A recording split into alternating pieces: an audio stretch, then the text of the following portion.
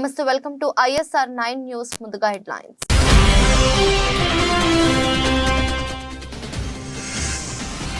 అస్సాంలోని Kaziranga national park ను సందర్శించిన ప్రధాని. ఏనుగుపై సఫారీ చేస్తూ పార్క్ విశిష్టతలు తెలుసుకున్న మోదీ.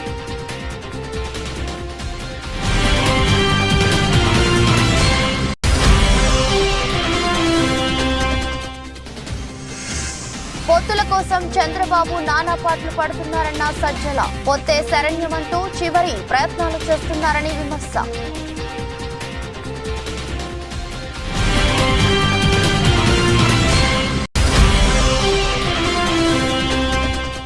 ఉద్యోగులకు వేతనాలు ఇవ్వడాన్ని నేను వ్యతిరేకిస్తున్నట్లు దుష్ప్రచారం చేస్తున్నారని మండిపడ్డ హరీష్ రావు. కొందరు కావాలని చేస్తున్న దుష్ప్రచారాన్ని ప్రభుత్వ ఉద్యోగులు అర్థం చేసుకోవాలని విజ్ఞప్తి.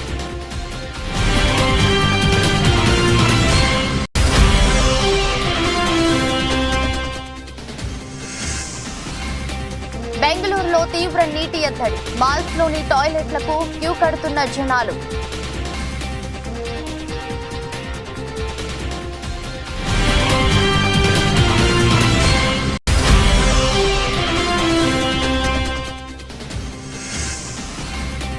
హైదరాబాద్ నగరంలో శబ్ద పరిమితులపై వివరాలు కోరిన హైకోర్టు. వెంటనే నివేదిక ఇవ్వాలని రాష్ట్ర సర్కార్కు ఆదేశం.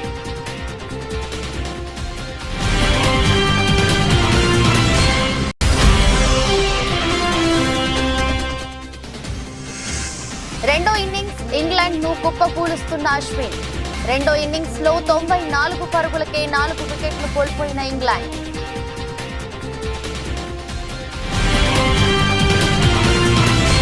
ప్రధానమంత్రి నరేంద్ర మోదీ ఈశాన్య రాష్ట్రం అసోం పర్యటనలో ఉన్నారు.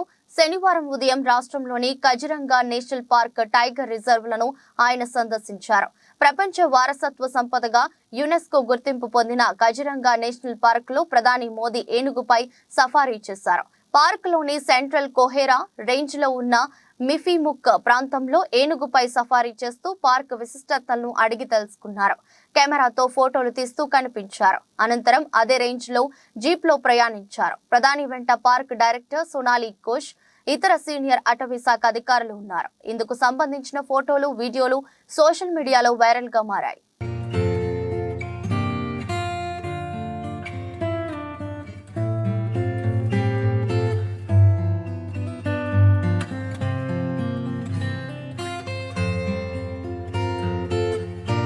పొత్తుల కోసం చంద్రబాబు నానా పాటలు పడుతున్నారని ఏపీ ప్రభుత్వ సలహాదారులు సజ్జల రామకృష్ణారెడ్డి ఎద్దేవా చేశారు.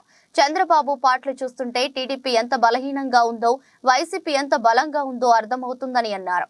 చంద్రబాబు పూర్తి నిరాశ, నిస్పృహలో ఉన్నారని, అంతా అయిపోయిందని చెప్పారు. పొత్తే శరణ్యమంటూ చివరి ప్రయత్నాలు చేస్తున్నారని, ఒకవైపు బీజేపీతో ప్రయత్నాలు చేస్తూనే ఇంకోవైపు కాంగ్రెస్ ను లైన్ లో పెట్టుకున్నారని చెప్పారు.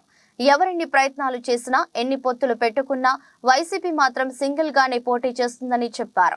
వచ్చే ఎన్నికల్లో వైసీపీ ఘన విజయం సాధిస్తుందని, జగన్ రెండోసారి సీఎం అవుతారని ధీమా వ్యక్తం చేశారు.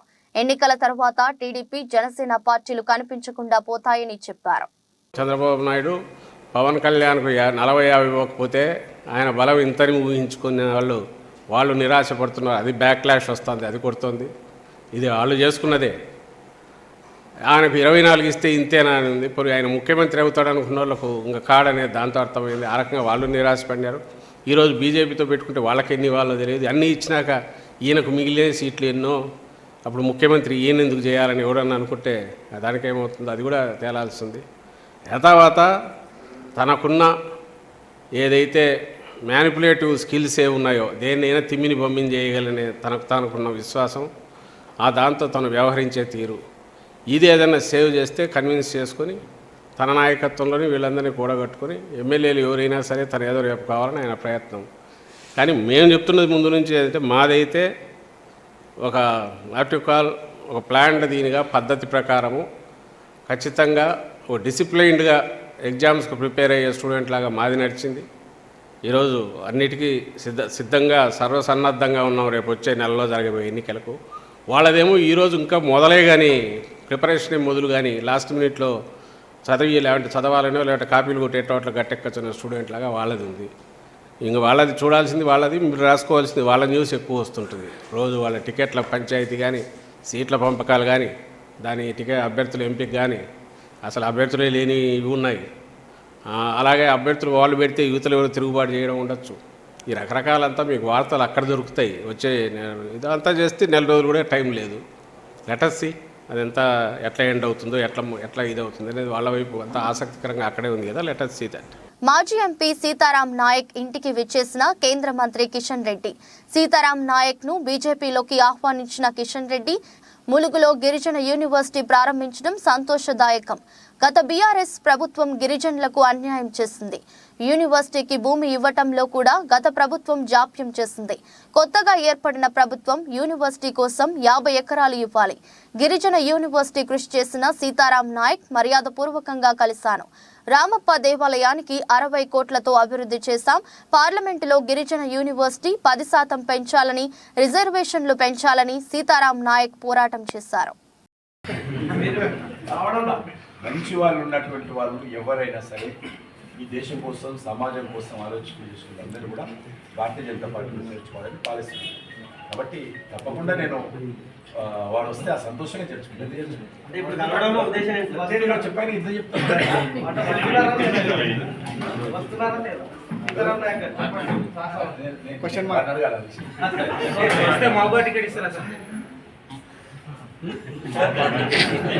అడుగు.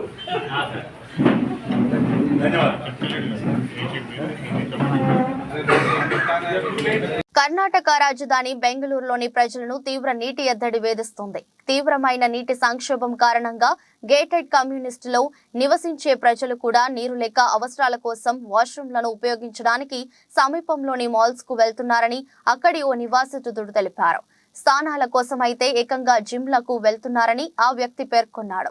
సోషల్ మీడియా వెబ్సైట్ రెడిట్ ద్వారా తాము ఎదుర్కొంటున్న నీటి సమస్యను ఆ నివాసి తెలియజేశాడు. ప్రెస్టీజ్ ఫాల్కన్ సిటీలోని ఒక ఫ్లాట్ లో నివాసం ఉంటున్నట్లు పేర్కొన్న ఆ వ్యక్తి తమకు నెల మొత్తం కూడా చుక్క నీరు రావడం లేదని వాపోయాడు.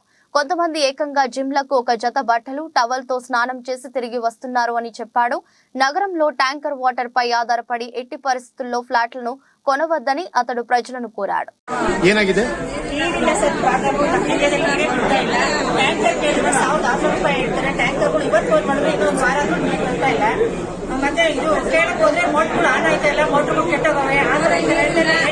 ಯಾವ ಏರಿಯಾ ಇದು? Kengeri ತಾನೇದು. Unfortunately, the state government had all information available with them. Experts had warned the government.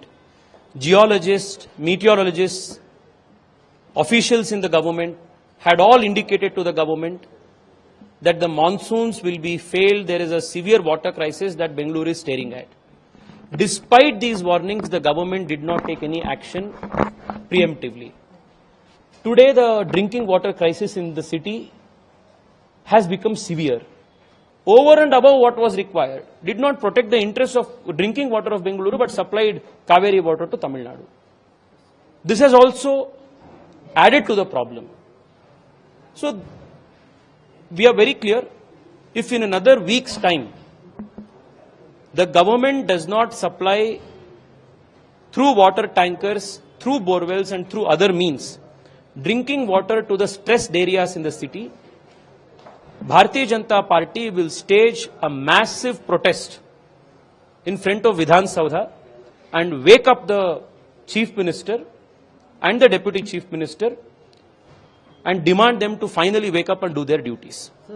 బేతంచెర్లలోని గోరుమాన కొండ గ్రామంలో 26 కోట్లతో పాలిటెక్నిక్ కళాశాల నిర్మాణం కోసం మంత్రి బుగ్గన రాజేంద్రనాథ్ దానికి సంబంధించిన పైలాన్ ను ఆవిష్కరించారు. అనంతరం పాలిటెక్నిక్ కళాశాల విద్యార్థులతో మంత్రి బుగ్గన ముచ్చటించారు. వెనుకబడిన ప్రాంతంలో సకల సదుపాయాలు, అత్యాధునిక వస్తువులతో ఇంత గొప్ప విద్యాలయాలు నిర్మించిన మంత్రి బుగ్గన కృషికి విద్యార్థులు రూపా, రజనీప్రియ, జగదీష్ కృతజ్ఞతలు తెలిపారు. ఆర్థిక శాఖ మంత్రి బుగ్గన రాజేంద్రనాథ్ చొరవతో వెల్దుర్తి మండలంలోని పాలుట్ల రంగస్వామి ఆలయ అభివృద్ధికి మంత్రి బుగ్గన రాజేంద్రనాథ్ చొరవతో ముందడుగు వేశారని, రంగస్వామి ఆలయ అభివృద్ధి పనులకు సంబంధించి మంత్రి బుగ్గన భూమి పూజ చేశారని తెలిపారు. Because of you, so many students are polytechnic college. You gave life to so many students by constructing this college. Thank you, sir. We are always grateful for you for constructing this college. Thank you, sir.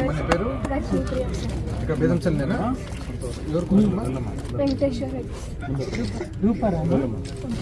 ముందుగా మీకు నా తరపు నుండి నేను చాలా కృతజ్ఞరాన్ని sir. ఎందుకంటే నాది loan sir. CME course కోసం కడపకి వెళ్ళి చదవాల్సి వచ్చింది సార్. కానీ సిఎంఈ కన్నా అడ్వాన్స్డ్ కోర్స్ని ఇక్కడ పెట్టి చాలా మంది స్టూడెంట్స్కి హెల్ప్ చేస్తున్నారు సార్. అంతేకాకుండా డోన్లో చాలా డెవలప్మెంట్ చేశారు సార్. కలెక్టర్ ఆఫీస్కి పోల్చినట్టు మున్సిపల్ ఆఫీస్ని కన్స్ట్రక్ట్ చేశారు. ఇండోర్ స్టేడియంని తగ్గించి ఎంతో హెల్ప్ చేసి చాలా డెవలప్మెంట్ చేశారు సార్. థ్యాంక్ యూ సార్ ఇవన్నీ చేసినందుకు.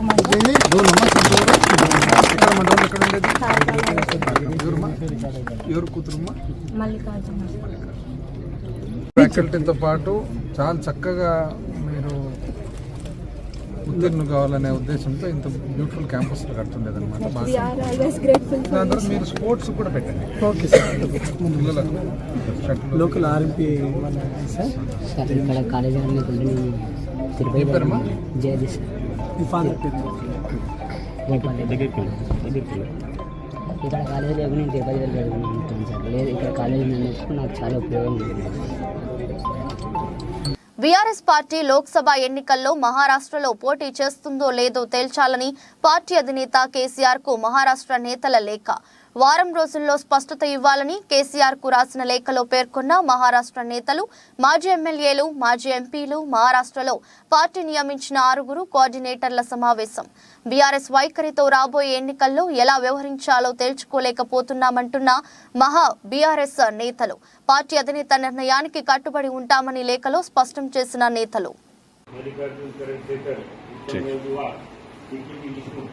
आणि युवा मित्र आणि युवा नेते महाराष्ट्राचे प्रवेशद्वार गणेशजी कदम आपण सर्वजण या सभेसाठी उपस्थित राहिल्यात. मराठवाडा विभागाच्या वतीने आपल्या सर्वांचे जसे उर्वरित सर्वजे त्यांच्याबरोबर आलेले कार्यकर्ते या सर्वांचे मराठवाडा विभागाच्या वतीने मी स्वागत करतो आणि सभेला यापूर्वी सुरुवात करण्याची विनंती. ఉద్యోగులకు వేతనాలు ఇవ్వడాన్ని తాను వ్యతిరేకిస్తున్నట్లు కొందరు రాజకీయ ప్రేరేపిత వ్యక్తులు దుష్ప్రచారం చేస్తుండటం బాధాకరమని, దీనిని తీవ్రంగా ఖండిస్తున్నామని మాజీ మంత్రి బీఆర్ఎస్ సీనియర్ నేత హరీష్ రావు అన్నారు. ఈ మేరకు ఆయన ఎక్స్ వేదికగా ట్వీట్ చేశారు. తన ప్రసంగాన్ని తప్పు అర్థం వచ్చేలా ప్రచురించిన మీడియా సంస్థకు రిజైండర్ పంపించి వార్తను సరిచేయడం జరిగిందని తెలిపారు. ఆయన కొందరు కావాలని ఉద్యోగులను రెచ్చగొట్టి రాజకీయంగా లబ్ధి పొందే ప్రయత్నం చేస్తున్నారని వాపోయారు. ప్రభుత్వ కాంట్రాక్ట్ అవుట్సోర్సింగ్ ఉద్యోగులకు 1వ తేదీన జీతాలు చెల్లిస్తామనే ఎన్నికల హామీని నిలబెట్టుకోవాలని కాంగ్రెస్ ప్రభుత్వాన్ని పదే నిలదీస్తూ వస్తున్నానని చెప్పారు. అసెంబ్లీ సాక్షిగా ఉద్యోగుల పక్షాన గొంతెత్తానన్నారు. ఎల్లప్పుడూ ఉద్యోగుల హక్కుల కోసం అండగా నిలిచే తనపై కొందరు కావాలని చేస్తున్న దుష్ప్రచారాన్ని ప్రభుత్వ ఉద్యోగులు అర్థం చేసుకుంటారని ఆశిస్తున్నానన్నారు. ప్రభుత్వ ఉద్యోగుల సమస్యలను తక్షణం పరిష్కరించాలని ఈ సందర్భంగా తాను రేవంత్ రెడ్డి ప్రభుత్వాన్ని డిమాండ్ చేస్తున్నానని, ఉద్యోగులకు సంబంధించి 4 కరువు బాధ్యతలు విడుదల చేయాలన్నారు. ప్రభుత్వ ఉద్యోగులకు ఎంప్లాయ్ హెల్త్ స్కీమ్ అమలు చేయాలని సూచించారు. పీఆర్సీ గడువు ముగుస్తున్న నేపథ్యంలో ప్రభుత్వం తక్షణం స్పందించాలన్నారు.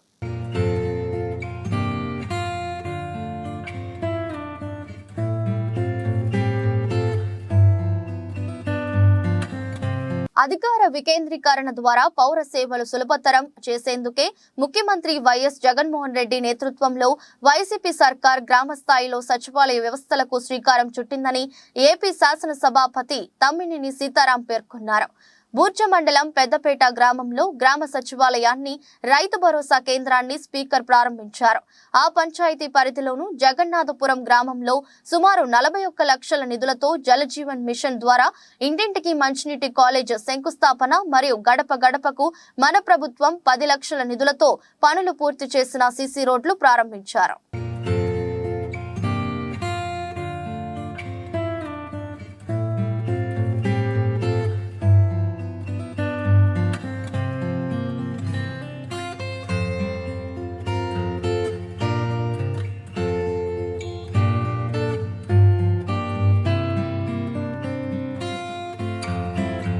వచ్చే పార్లమెంట్ ఎన్నికలలో ప్రజలు ఎలాంటి భయభ్రాంతులకు గురి కావద్దని ప్రశాంతమైన వాతావరణంలో ఎన్నికలు నిర్వహించే అందుకే పోలీస్ కవాతు నిర్వహించడం జరిగిందని చిన్నశంకరంపేట ఎస్ఐ నారాయణ గౌడ్ తెలిపారు.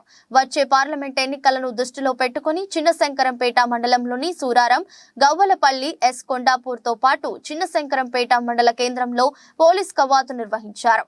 మండల కేంద్రంలోని పలు వీధుల గుండా పారా మిలిటరీ బలగాలతో ఎస్ఐ నారాయణ గౌడ్ ఆధ్వర్యంలో పోలీస్ కవాతు నిర్వహించారు. అనంతరం ఎస్ఐ నారాయణ గౌడ్ మాట్లాడుతూ ప్రజలు ప్రశాంతమైన వాతావరణంలో తమ ఓటు హక్కును వినియోగించుకోవాలని తెలిపారు.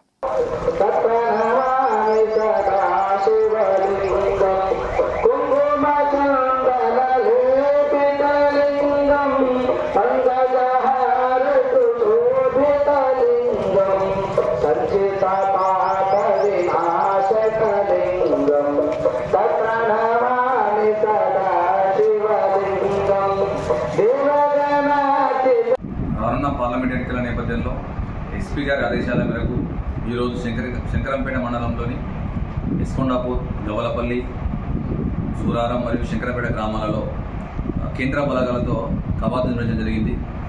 ఎలక్షన్లను శాంతియుతంగా నిర్వహించడం కోసం ఇట్టి కవాతు ఏర్పాటు చేయడం జరిగింది. ప్రజలు కూడా ఎలక్షన్లకు పూర్తిగా సహకరించి ఎలక్షన్లు శాంతియుతంగా జరిగే విధంగా సహకరించాలని కోరుతున్నాను. అదేవిధంగా ఎన్నికలలో ప్రజలు ఎలాంటి భయభ్రాంతులకు గురి కాకుండా ఎలక్షన్లు సాఫీగా జరగడం కోసం ఈ కవాతు నిర్వహించడం జరిగింది. కాబట్టి ప్రజలందరూ ఎలక్షన్ శాంతియుతంగా జరుపుకోవాలని కోరుకుంటున్నాను. బోగోలు మండల వైసీపీ కన్వీనర్ వీర రఘుపై మండిపడ్డ బోగోలు టీడీపీ నేతలు. టీడీపీలో చేరుతున్న వారికి బెదిరిస్తున్నది నీవు కాదా?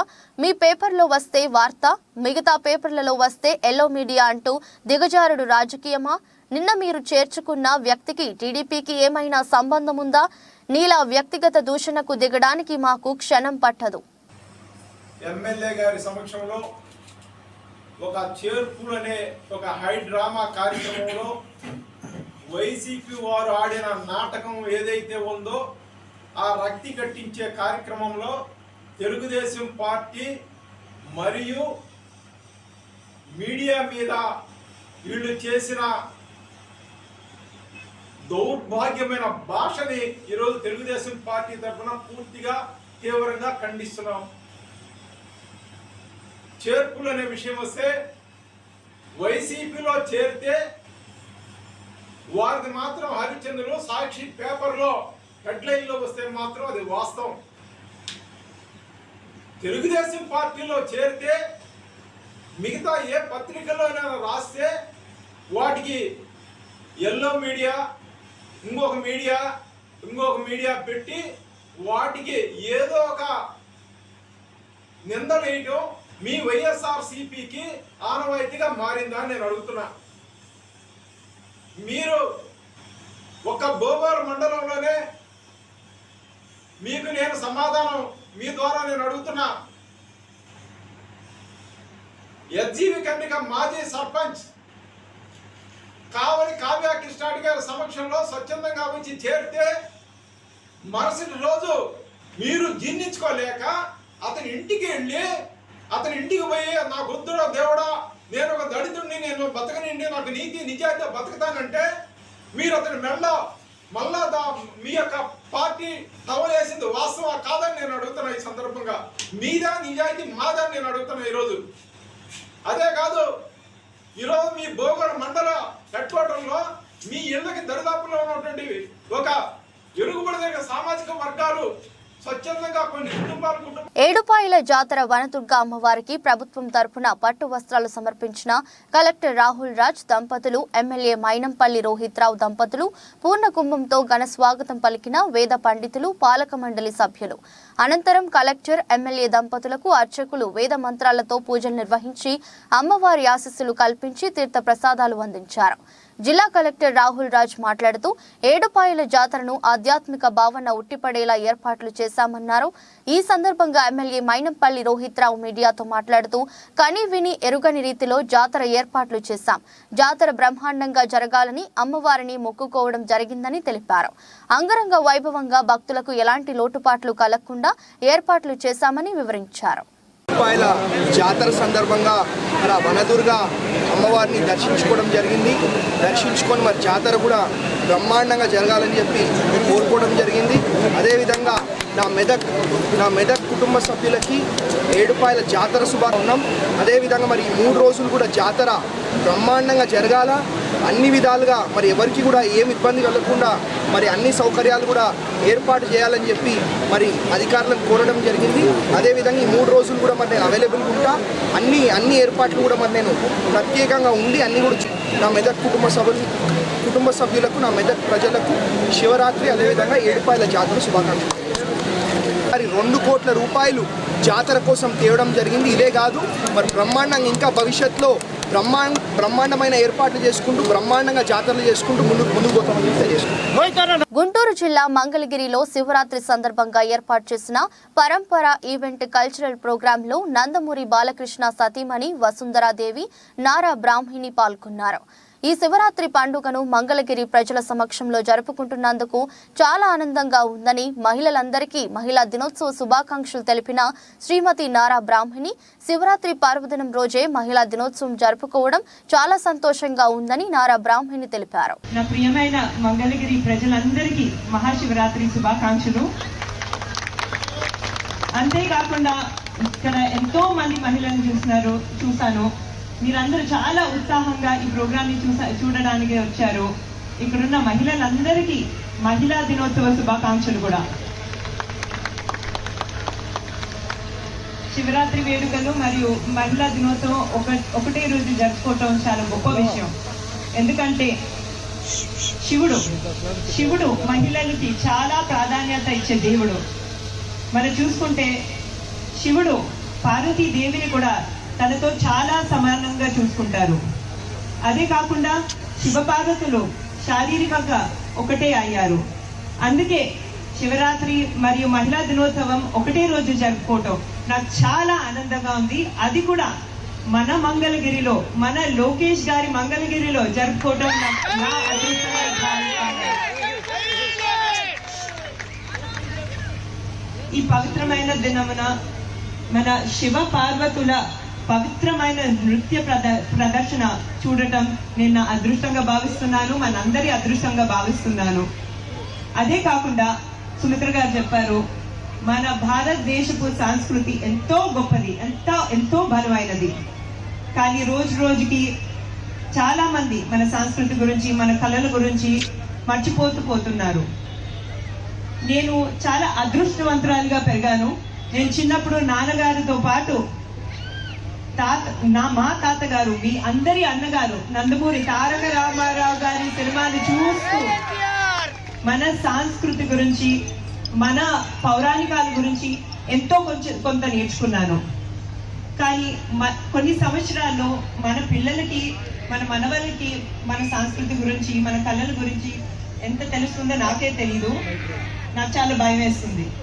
రాజానగరం నియోజకవర్గంలో మహాశివరాత్రి పర్వదినం సందర్భంగా శివాలయాలు భక్తులతో కిటకిటలాడాయి.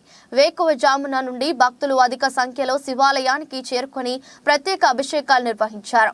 రాజానగరం శాసనసభ్యులు జక్కంపూడి రాజా సీతానగరం గ్రామంలో మహాశివరాత్రి సందర్భంగా శివాలయాన్ని దర్శించి ప్రత్యేక పూజలు నిర్వహించారు.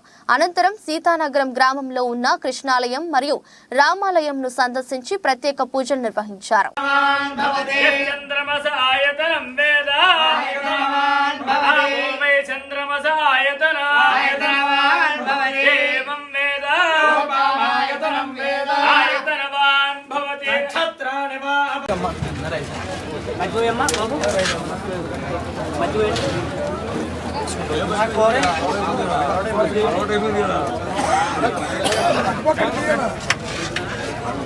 బాంబ్ బ్లాస్ట్ జరిగిన 8 రోజుల తర్వాత బెంగళూరులోని రామేశ్వరం కేఫ్ తిరిగి తెరుచుకుంది. నిర్వాహకులు శనివారం ఉదయం కేఫ్ పునఃప్రారంభించారు. కేఫ్ ను తెరవడానికి ముందు కేఫ్ సహా వ్యవస్థాపకుడు రాఘవేంద్రరావు, అక్కడ పనిచేస్తున్న సిబ్బంది అంతా జాతీయ గీతాన్ని ఆలపించారు. అనంతరం కస్టమర్ల సర్వీసులు ప్రారంభించారు. పెద్ద సంఖ్యలో కస్టమర్లు తరలి వస్తుండటం శనివారం ఉదయం కనిపించింది. కస్టమర్లతో భారీ క్యూ లైన్ ఏర్పడటంతో బెంగళూరు పోలీసులు అక్కడ కట్టుదిట్టమైన భద్రత ఏర్పాటు చేశారు. కాగా కేఫ్ ను పునర్నిర్మించారు. కొన్ని మరమ్మతులు పనులు చేపట్టారు. కస్టమర్లకు సురక్షితమైన వాతావరణం కోసం కొన్ని మార్పులు చేర్పులు చేశారు. భవిష్యత్తులో ఇలాంటి ఘటనలు జరుగుతుండా అన్ని భద్రతా చర్యలు తీసుకుంటామని కేఫ్ వ్యవస్థాపకుడు రాఘవేంద్రరావు తెలిపారు.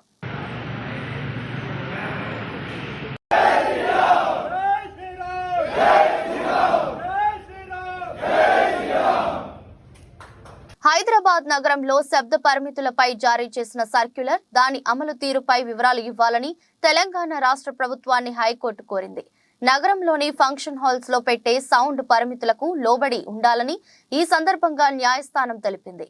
తాడ్బండ్, బోయినపల్లిలోని Bantia gardens, imperial gardens function halls నుంచి భారీ శబ్ద కాలుష్యం వెలువడుతోందని పేర్కొంటూ మిలిటరీ అదనపు chief engineer colonel Satish Bharadwaj రాసిన లేఖను హైకోర్టు పిల్ గా స్వీకరించింది. ఈ పిల్ ను chief justice Alok Aradhe, justice Anil కుమార్లతో కూడిన డివిజన్ బెంచ్ విచారించింది.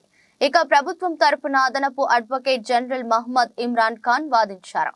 శబ్ద కాలుష్యం అంశంపై ఇప్పటికే ప్రభుత్వం ఉత్తర్వులు జారీ చేసిందని న్యాయస్థానానికి తెలిపారు. దీని ప్రకారం రాత్రి 10 గంటల తర్వాత డీజే సౌండ్స్ ఉండకూడదని వెల్లడించారు.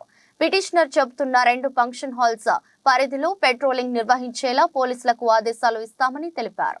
ధర్మశాలలో జరుగుతున్న చివరి టెస్టులో ఘోర పరాజయం దిశగా ఇంగ్లాండ్ ఆట సాగుతుంది. టీమిండియా తన తొలి ఇన్నింగ్స్ లో 477 పరుగులకు ఆల్అౌట్ అయిన సంగతి తెలిసిందే.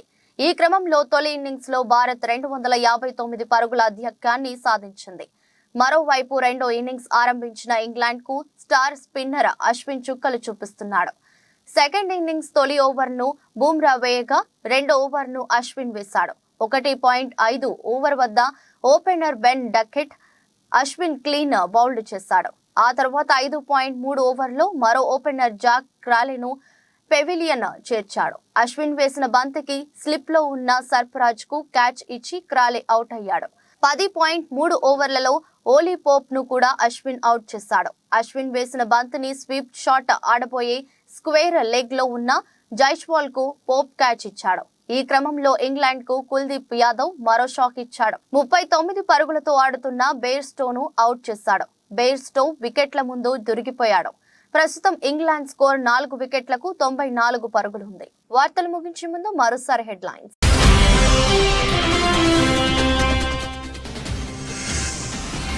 అస్సాంలోని కాజీరంగా నేషనల్ పార్క్ ను సందర్శించిన ప్రధాని, ఏనుగుపై సఫారీ చేస్తూ పార్క్ విశిష్టతలు తెలుసుకున్న మోదీ.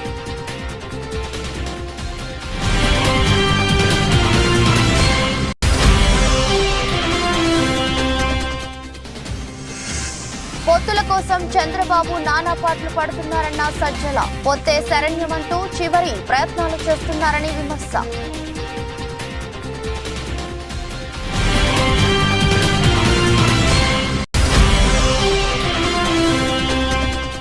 ఉద్యోగులకు వేతనాలు ఇవ్వడాన్ని నేను వ్యతిరేకిస్తున్నట్లు దుష్ప్రచారం చేస్తున్నారని మండిపడ్డ హరీష్ రావు. కొందరు కావాలని చేస్తున్న దుష్ప్రచారాన్ని ప్రభుత్వ ఉద్యోగులు అర్థం చేసుకోవాలని విజ్ఞప్తి.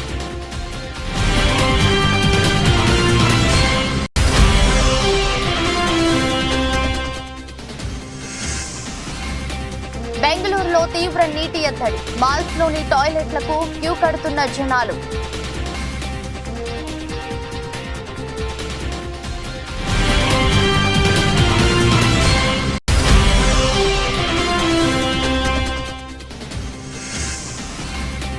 హైదరాబాద్ నగరంలో శబ్ద పరిమితులపై వివరాలు కోరిన హైకోర్టు, వెంటనే నివేదిక ఇవ్వాలని రాష్ట్ర సర్కార్కు ఆదేశం.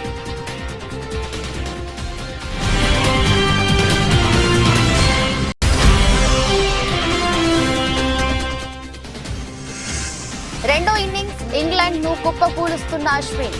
రెండో ఇన్నింగ్స్ లో 94 పరుగులకే 4 వికెట్లు కోల్పోయిన ఇంగ్లాండ్.